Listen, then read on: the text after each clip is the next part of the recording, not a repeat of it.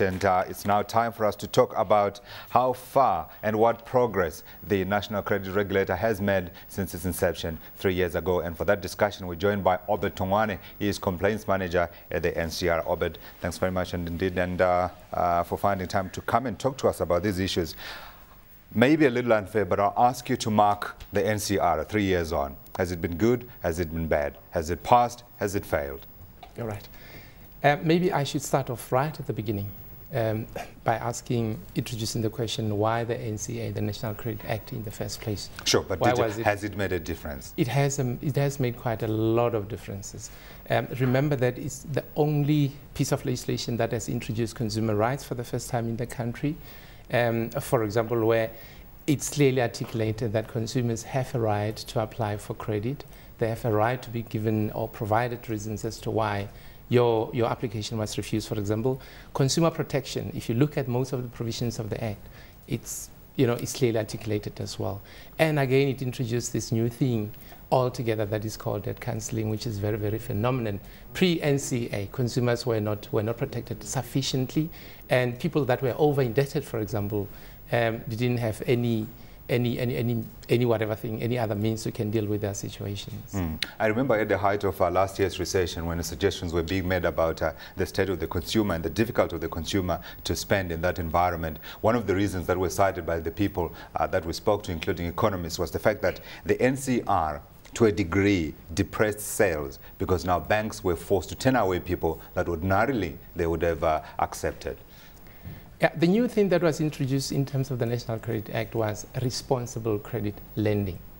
The NCA is not saying that you shouldn't go out and market yourself and grant, credit to people. All that we're saying is that, make sure that you're not getting people over indebted. We're just saying credit providers should guard against reckless credit granting. Which, has a snowballing effect of hitting the very same people that is, the Act is protecting currently. Yeah, and one of the big targets on that front were the banks. As you are saying, the issue around reckless lending was one of the main drivers behind the introduction of the NCA. Have you seen a change in terms of the bank's behavior towards consumers? Yeah, correct. We have seen phenomenal changes as well. Remember that we do have an investigations department as well, which is there to see to it that all the registrants comply fully to the letter with the Act. And where we get complaints, for example, through the complaints department about any entity whatsoever that is flouting the provisions of the Act, we don't hesitate to look into the matter, transfer it over to the investigations department, and then deal with the respective registrants accordingly. If needs be, in some instances, we have opened criminal charges against registrants that are contravening the Act. We've taken matters to the National Consumer Tribunal. We've issued compliant notices as well to say, you're not compliant with the Act, comply. Failure to do that is going to lead to the following consequences. Have you prosecuted any of the banks? Prosecution, not prosecution per se. I will not use that word. Has any bank been found guilty of not acting within the laws and spirit of the NCA? Look, we're looking at matters individually and all that. There are certain matters that we're looking at currently. You're very careful. And yeah, I won't categorically say this is what we... Okay. Now, the other thing that, of course, it brought was the issue around debt counselling. To what degree has that been a success? It has been phenomenal.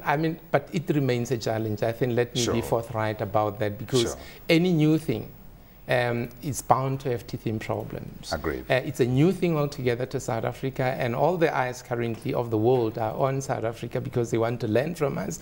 They want to understand fully this particular concept of debt counselling and so forth. It has been phenomenal. I think for the first time in the country, over-indebted people can now say, get protection by going via the debt counselling route, and because the consequences, the good of debt counselling is that if you apply for debt review for that particular period, if you comply fully, you are protected from legal challenges and legal whatever thing.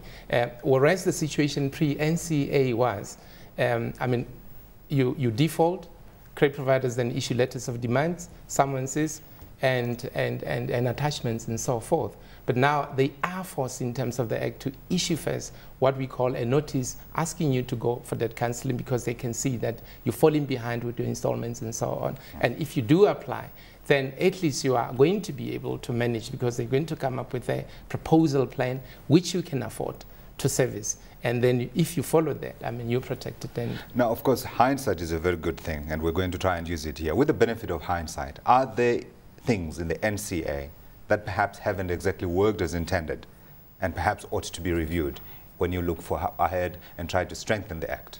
Yeah, we have identified quite a few loopholes, gaps in the Act and so forth, because I mean, no piece of legislation is perfect, especially when it's still new. And yeah, we have compiled a list of all the amendments that have to be made. And we, in those particular stages where we have referred matters to the Department of Trade and Industry, because they are our political masters, they providing political oversight to us to take through the matters to Parliament. You can share those with us quickly.